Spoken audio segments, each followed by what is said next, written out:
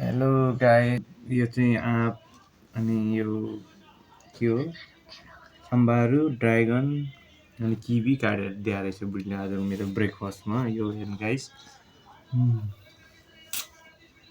आँपको फ्लेभर यो। अब ड्रागन खाएर हेर्छु कस्तो रहेछ है। हेर गाइस, यस्तो खानुपर्छ ज्यान बन्नलाई है। त्यो ब्रेकफास्टको लागि यो स्वास्थ्यको लागि धेरै राम्रो हो। यसले ब्लड बढाउँछ अरे भन्छ हैन, राम्रो गर्छ अरे भन्थे।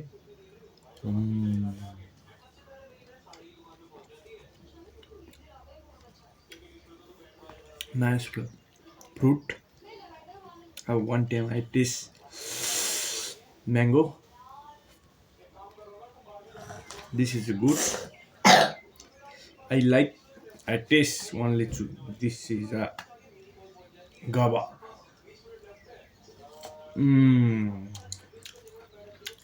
This is a khallo. This one I like.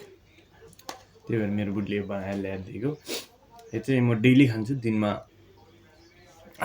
लगभग आधा किलो जति चाहिँ खान्छु होला मैले। बिहान एक टाइम, बेलुका एक टाइम खान्छु। यो चाहिँ मैले सुत्ने बेलामा र बिहान र बेलुका खान्छ गाइस। हो यो चाहिँ